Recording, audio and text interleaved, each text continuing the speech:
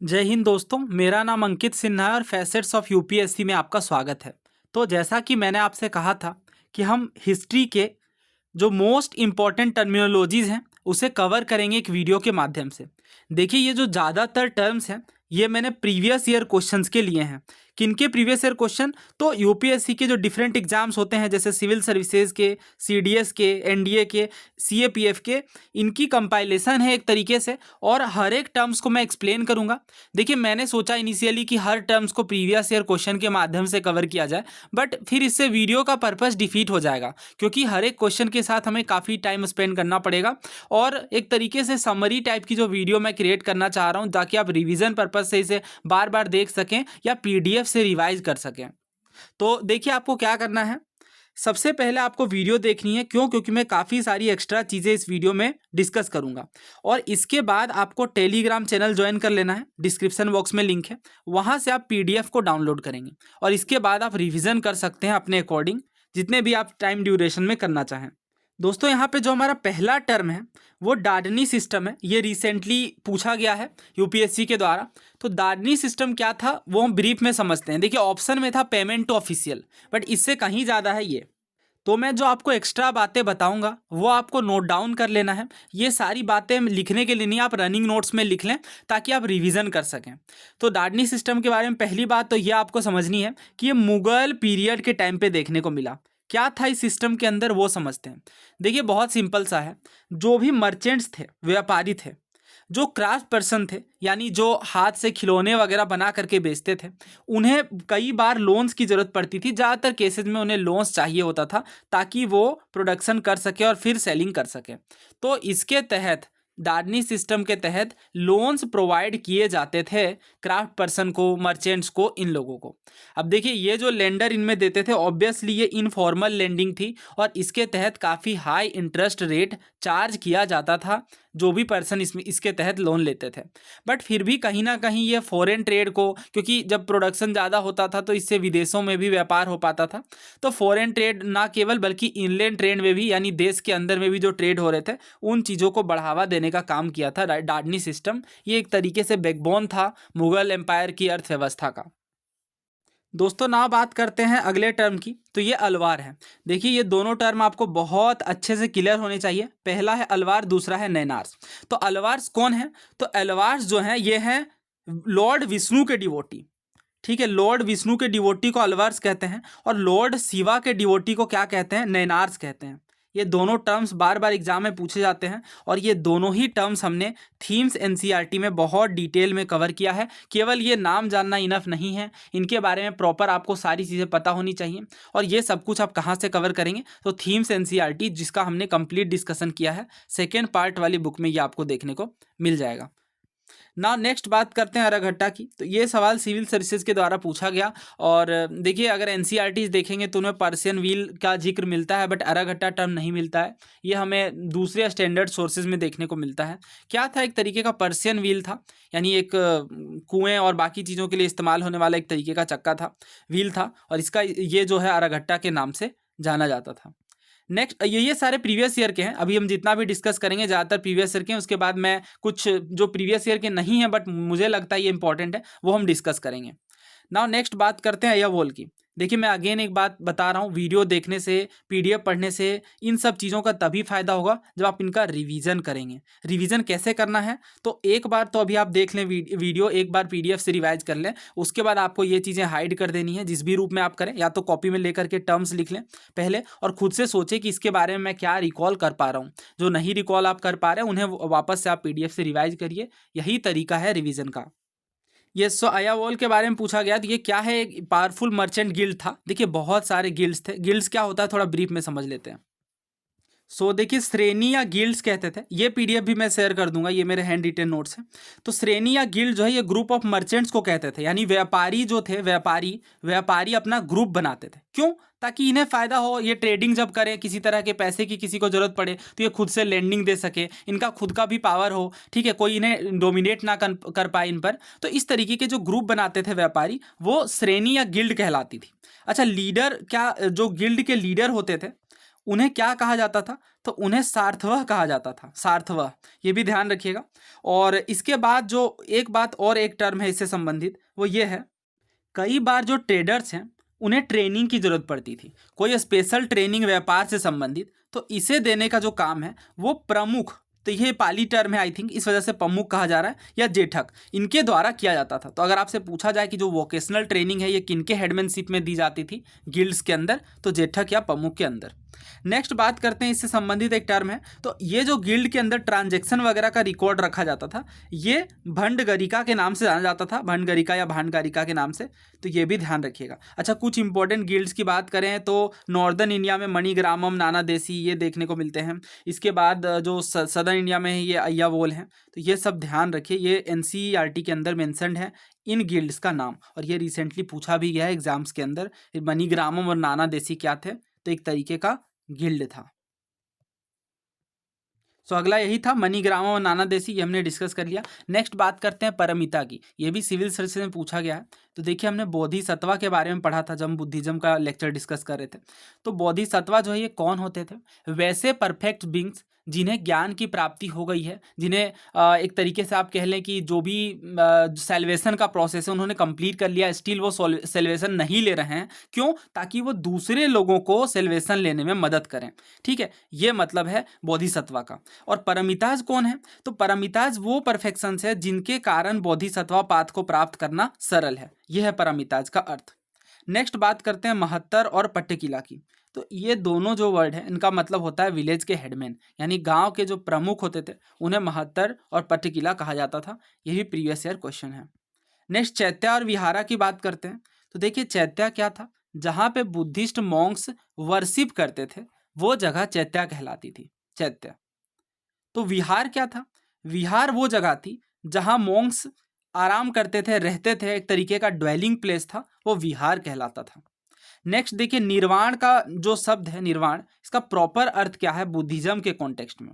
देखिए, अर्थ तो कई रूप में है, बट ऑप्शन के अकॉर्डिंग ये चीज़ें नो डाउट मैटर करेंगी। तो निर्वाण का मतलब क्या है? जो डिजायर है, जो इच्छा है, उसके फ्लेम का बुझ जाना ही निर्वाण कहलाता है। यानी इच्छा का एक तरीके से आप अंत कह लें, जब इच्छाओं का अंत हो जाता है तो वो निर्वाण का रूप कहलाएगा बुद्धिज्म के तहत। नाउ नेक्स्ट देखिए, स्थानकवासी। तो जैनिज्म के अंदर कई सारे सेक्ट्स हैं, उनमें एक है स्थानकवासी। बुद्धिज्म और जैनिज्म के सेक्ट्स के ऊपर बहुत सारे सवाल यूपीएससी के द्वारा पूछे गए हैं और इसे डिटेल में कवर करना जरूरी है। किसी भी बुक में डायरेक्टली ये नहीं मिलेगा, तो मैं एक सेपरेट वीडियो में सारी कंपाइलेशंस को एक साथ डिस्कस कर लूँगा। नेक्स्ट बात करते हैं मंगनयार की। तो मंगनयार कौन थे? तो ये एक नॉर्थ वेस्ट इंडिया के पार्ट में हमें एक कम्युनिटी देखने को मिलेगी जो कि म्यूजिक वगैरह से जुड़े हुए थे, ये मंगनयार कहलाते थे। नाउ नेक्स्ट बात करते हैं भुजंग त्रसिता की। तो नटराज स्कल्पचर सबने देखा होगा लॉर्ड शिवा का। तो लॉर्ड शिवा जब जीत हासिल कर लेते हैं इग्नोरेंस, इल्यूजन, भ्रम, इन सब चीज़ों पर, तो वो जो रूप कहलाता है वो भुजंग त्रसिता के नाम से जाना जाता है। संस्कृत में भुजंग शब्द का क्या अर्थ होता है? भुजंग का मतलब होता है सांप, ठीक है, और भुजंगासन के बारे में भी आपने सुना होगा। नेक्स्ट देखिए, वीरकल्लू, नतुकाल और वीरगल्लू, ये तमिल वर्ड्स हैं। तो इनका मतलब क्या होता है? जो जो किंग ऑनरेबल डेथ को हासिल करते हैं बैटल में, उनके जो मेमोरियल्स होते हैं उन्हें याद रखने के लिए वो वीरकल्लू कहलाते हैं। ठीक है, अलग अलग टर्म्स हैं, अलग अलग लैंग्वेज के अकॉर्डिंग। वीरकल्लू, नटुकाल, ये सारे टर्म्स का एक ही मतलब है। नेक्स्ट बात करते हैं परिबाजक की। देखिए, ये पाली वर्ड है, इसका संस्कृत वर्ड ऑलरेडी यूपीएससी के द्वारा पूछा गया, परिव्राजक। ठीक है, परिव्राजक, परिव्राजक का क्या मतलब है? वांडरर या रेनंसिएंट, यानी जिन्होंने घर गृहस्थी को त्याग कर दिया है, वांडरर बन गए हैं, जो किस लिए? सत्य की तलाश में, या जो भी इनके एक तरीके से कह लें कि एक न्यू पाथ को इवॉल्व करवाने के लिए वो परिव्राजक कहलाते हैं। तो देखिए, टर्म्स आप समझ लीजिए, पाली में अगर पूछा जाए तो परिभाजक हो जाएगा, ऐसे ही अगर धर्म को हम देखें पाली में तो वो धम्म हो जाएंगे। तो इस तरीके से टर्म्स आपको पता होने चाहिए। नेक्स्ट बात करते हैं परिहाराज की। तो ये नहीं पूछा गया, बाकी प्रीवियस ईयर क्वेश्चन थे, तो कुछ जो है वो प्रीवियस ईयर हैं, जैसे ये भी पूछा गया है, ज़्यादातर प्रीवियस ईयर है, कुछ जो है हमने बाहर से भी लिया है। तो परिहाराज का क्या मतलब है? रॉयल लैंड ग्रांट्स में जो डोनीज होते हैं उनमें से कुछ लोगों को एग्जेम्पशन था, यानी उन्हें लैंड ग्रांट्स देने की ज़रूरत नहीं थी, तो वैसे लोग परिहाराज कहलाते हैं। अब ऐसा क्यों होता होगा कि कुछ लोगों को तो लैंड ग्रांट देना है, कुछ लोगों को नहीं देना है, तो ये किंग जो है अपने अकॉर्डिंग डिसाइड करते थे। कई बार ये ज़्यादातर केसेस में ये रिलीजियस पर्पस से जो है वो नहीं कह दिया जाता था कि आपको लैंड ग्रांट्स नहीं देने हैं, बट ज़्यादातर लोगों को लैंड ग्रांट्स देना पड़ता था किंग को। दोस्तों नेक्स्ट बात करते हैं वेरी इंपॉर्टेंट पेरिया पुराणम की। तो देखिए ये नयनार सेंट्स, नयनार को इस तरीके से भी लिखा जाता है नयनमार के रूप में। जो नयनार सेंट्स हैं किस लॉर्ड के डिवोटी हैं? उम्मीद है आपको ध्यान होगा, ये लॉर्ड शिवा के डिवोटी हैं, सेवाइट्स हैं। तो ये पेरिया पुराण नाम का जो ग्रंथ है, जो किताब है 12th सेंचुरी के, ये लिखा गया, ये नयनार सेंट्स के कंटेक्स्ट में लिखा गया और ये एक हेजियोग्राफी है। अभी हमने थीम्स के लेक्चर में डिस्कस किया है हेजियोग्राफी क्या होती है। रिलीजियस बायोग्राफी को हेजियोग्राफी कहते हैं, रिलीजियस पर्पज से जो बायोग्राफी लिखी जाती है। नेक्स्ट बात करते हैं दक्षिण पथ की। तो दक्षिण पथ क्या है? एक तरीके से सदर्न इंडिया की ओर का जो ये रूट था, ये दक्षिण पथ कहलाता था। तो दक्षिण पथ से संबंधित और जो क्वेश्चन पूछे जाते हैं वो ये रहता है कि जो किस रूलर को लॉर्ड ऑफ दक्षिण पथ कहा जाता है। तो लॉर्ड ऑफ दक्षिण पथ का क्या मतलब है? वो एक ऐसे रूलर है जिनको सदर्न इंडिया में पूरा कंट्रोल है एक तरीके से। तो ये सातवाहन किंग्स को कहा जाता है। सातवाहन किंग्स में भी स्पेशली जो मोस्ट माइटी रूलर हैं सातवाहन डायनेस्टी के, उम्मीद है आपको ध्यान होगा, ये हमने कई बार डिस्कस किया है। हम बात कर रहे हैं गौतमी पुत्र सातकर्णी की। तो इन्हें कहा जाता है लॉर्ड ऑफ दक्षिण पथ। ठीक है, तो दक्षिण पथ का लिटरल मीनिंग क्या है? लिटरल मीनिंग है route leading to the south, यानी साउथ को लीड करने वाला जो मार्ग है वो दक्षिण पथ के नाम से जाना जाता है। नेक्स्ट हम बात कर रहे हैं गजलक्ष्मी की। तो गजलक्ष्मी क्या है? एक पॉपुलर रिप्रेजेंटेशन है माँ लक्ष्मी की, गॉडेस लक्ष्मी की, जिनमें उनके बगल में 2 एलिफेंट्स दिखाए गए हैं। एनसीईआरटी के अंदर इमेजेस भी हैं और वो हमने डिस्कस भी किया है। नेक्स्ट हम बात कर रहे हैं हुंडी या हुंडिका की। तो मेडिवल इंडिया के टाइम पे एक बिल ऑफ एक्सचेंज के रूप में हुंडी का इस्तेमाल किया जाता था 7th सेंचुरी के आसपास। 7 से लेकर 10-12 सेंचुरी में भी देखने को मिलता था हुंडी का।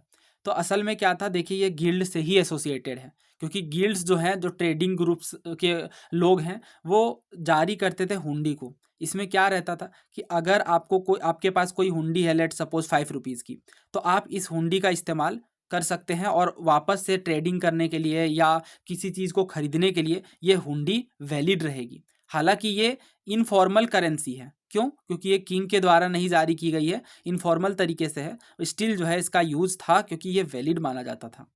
तो उम्मीद है आपको हुंडी का अर्थ समझ में आया होगा। नेक्स्ट मनीग्रामम, ये मनीग्राम और नाना देसी अभी हमने डिस्कस कर लिया है, ये गिल्ड के विषय में है।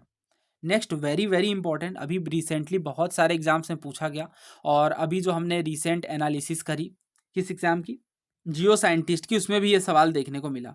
तो ये रिलीजियस बुक है एक तरीके से, नाथ मुनि के द्वारा लिखी गई है। इनमें अलवर सेंट्स से संबंधित हाइम्स यानी मंत्र देखने को मिलते हैं। ध्यान आपको क्या रखना है, आप ऑथर का नाम भले ही भूल जाइए, बट ये आपको जरूर ध्यान रखना है कि हम बात करें अलवर सेंट्स की, तो किस भगवान से संबंधित यहाँ पे मंत्र हाइम्स देखने को मिले होंगे। तो इसका आंसर क्या है? ऑब्वियस सी बात है, नैनार्स की जब हम बात करेंगे तो शिवा डिवोटीज़ का नाम आएगा और अलवार्स की जब बात करेंगे तो लॉर्ड विष्णु के डिवोटीज़ का नाम आएगा। यानी नल ईर दिव्य प्रबंधम जो है ये वैष्णव सेंट्स, अलवर सेंट्स के लिए लिखी गई हैं। नेक्स्ट बात करते हैं सिद्ध मातृका की। ये काफ़ी पुरानी स्क्रिप्ट है, 6th सेंचुरी के टाइम की। सिद्ध मातृका के नाम से जानी जाती है या कुटिल भी कहा जाता है, 2 नाम है इस स्क्रिप्ट के। नेक्स्ट बात करते हैं तन्यूर की। वेरी वेरी इंपॉर्टेंट, रिसेंटली कई सारे एग्जाम से पूछा गया। तो इससे पहले आपको कुछ और टर्म समझना पड़ेगा, अभी हम इसे आगे डिस्कस करेंगे इकट्ठे, ब्रह्मदेव वगैरह सारा कुछ। नेक्स्ट बात करते हैं तेवरम की। ठीक है, इसे इस तरीके से भी लिखा जाता है, THEVARAM, ये भी ध्यान रखिएगा, स्पेलिंग डिफरेंसेस है बस। तो तेवरम का क्या मतलब है?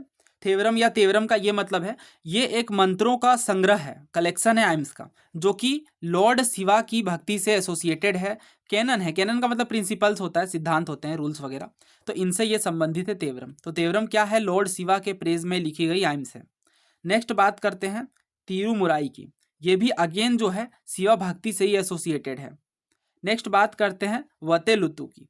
तो ये क्या है? एंशियंट तमिल को लिखने की एक स्क्रिप्ट है।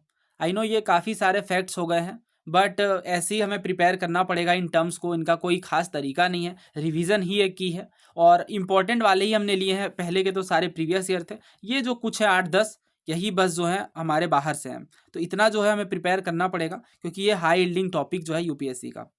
नेक्स्ट बात करते हैं वीरगल की। ये पूछा गया है, इनमें से ज़्यादातर ये भी पूछा गया, ये भी पूछा गया है, ज़्यादातर जो है ये एग्जाम्स के ही प्रीवियस ईयर हैं। तो वीरगल का क्या अर्थ है? देखिए, तमिलनाडु में जो हीरो स्टोन है, यानी एक तरीके से जो स्कल्पचर है, अगर कोई किंग बैटल फील्ड में उनकी डेथ हो जाती है अगर किसी राजा की, तो उनके सम्मान में जो स्टोन स्टेचू इरेक्ट की जाती है वो वीरगल कहलाती है। ध्यान रखिएगा, ये भी पूछा गया है। नाउ नेक्स्ट बात करते हैं अहाड़ीज की। तो ये सीएपीएफ का है। अहाड़ीज मतलब क्या होता है? मुगल एम्पायर में जो ट्रूपर्स होते थे, जो पैदल सैनिक होते थे, वो अहाड़ीज कहलाते थे। इंपॉर्टेंट बात जो है वो बहुत ज़्यादा है इंपॉर्टेंट, क्योंकि एग्जाम्स में कई बार पूछी गई, वो आपको ध्यान रखना है, आप नोट कर लीजिए। देखिए, मुगल आर्मी, मुगल जो रूलर थे उनकी एक प्रॉपर आर्मी होती थी। आर्मी के अंदर भी हमने सिस्टम वगैरह देखा है, खास करके मनसबदारी सिस्टम के अंदर किस तरीके से उनका कॉम्पोजिशन रहता था। बट यहाँ हम बात करें पर्सनल आर्मी की, तो राजा का सबसे जो ट्रस्टेड ट्रूप होता था वो अहाडीज़ के नाम से जाना जाता था। सबसे ज़्यादा सैलरी इन्हें राजा के द्वारा दी जाती थी, और ये डायरेक्टली रिक्रूट किया जाता था किंग के द्वारा। ध्यान रखिएगा, डायरेक्ट रिक्रूटमेंट होता था किंग के द्वारा। क्यों? क्योंकि इनका एक तरीके से किसी भी रूप में ट्रस्ट डेफिसिट ना हो, जिन्हें किंग पर्सनली एक तरीके से जानते हों, उन पे ही इन इम्पॉर्टेंट काम के लिए भरोसा किया जा सकता था राजा के द्वारा। तो ये कैसे ट्रूपर्स थे? क्या नॉर्मल ट्रूपर थे? नहीं, पर्सनल ट्रूपर थे किंग के द्वारा डायरेक्ट अपॉइंटमेंट की जाती थी। तो अभी एक सवाल पूछता हूं मैं आपसे, आंसर करिए। क्या जो अहाड़ीज थे उनकी सैलरी मनसबदार के इक्वल थी, या ज़्यादा थी, कम थी, क्या थी? तो देखिए, ये सीएपीएफ में पूछा गया था। तो जो चौथा स्टेटमेंट था अहाड़ीज के संबंधित में, वो वही था, their salary was at par with the मनसबदार। जो बात गलत है। क्यों? क्योंकि मनसबदार की इक्वल क्यों होगी? जब ये स्पेशल ट्रूपर हैं तो इनको स्पेशल सैलरी दी जाएगी, ऑब्वियसली ज़्यादा ही दी जाएगी नॉर्मल मनसबदार के मुकाबले। नाउ जो लास्ट हमारा यहाँ का टर्म है वो है एरीपट्टी। तो एरीपट्टी क्या था? देखिए, जो विलेज टैंक्स हैं इनके मेंटेनेंस के लिए जो पैसे दिए जाते थे, ये एरीपट्टी के नाम से जाने जाते थे। दोस्तों, सदर्न इंडिया से, सदर्न इंडियन हिस्ट्री से, जो खास तौर से एंशियंट हिस्ट्री से संबंधित है, उनके टर्म से ज़्यादा पूछे जाते हैं। जैसे अगर वत्त की रुताल भी देखें तो वो सदर्न इंडिया से ही संबंधित था, तो उन्हें हम थोड़ा प्रिपेयर कर लेते हैं। देखिए, संगम लिटरेचर दो भागों में बटा हुआ है। पहला है नरेटिव, यानी जो नरेशन से संबंधित है। दूसरा है डायडेक्टिक, तो एक तरीके से लिखित रूप आप मान सकते हैं। और ये लिखित रूप नहीं है, जैसा कि हम बुद्धिज़्म के टाइम पे भी देखते हैं कि जो ज़्यादातर ओरिजिनल कॉम्पोजिशंस हैं वो गुरु शिष्य परंपरा एक रूप में आप कह सकते हैं, क्योंकि ये ट्रांसमिट ही हुआ है नरेशन के माध्यम से। तो वैसे जो टेक्स्ट हैं उन टेक्स्ट को हम मेल कनकु कहते हैं। तो मेल कनकु क्या है? वैसे नरेशंस हैं जो संगम लिटरेचर का पार्ट है और जो नरेशन के थ्रू इवॉल्व हुए हैं, लेकिन जो रिटेन फॉर्म में है वो किल कनकु के नाम से जाने जाते हैं, यानी डायडेक्टिक पार्ट। तो वैसे में बहुत सारे हैं, जैसे अगर तिरुकुराल की बात करें जो कि फिफ्थ वेदा के नाम से जानी जाती है, सिल्लपादिकरम है, मणिमेखलाई है, ऐसे कई सारे जो हैं रिलीजियस ग्रंथ के रूप में हम कह सकते हैं वो संगम लिटरेचर का पार्ट है। तो बस दो टर्म आपको ध्यान रखना है। मेल्लकनकु क्या है? नेरेटिव वर्क है, नेरेटिव है संगम लिटरेचर का, जबकि जो किल्लकनकु है ये डायडेक्टिक पार्ट है संगम लिटरेचर का।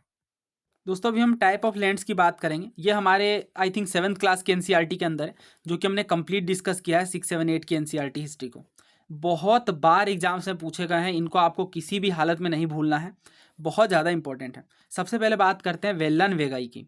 तो वेलन वेगाई क्या है? वैसे पीजेंट्स जो कि नॉन ब्राह्मण थे, उनका जो लैंड है, लैंड प्रोप्राइटरशिप, ये वेलन वेगाई कहलाता था।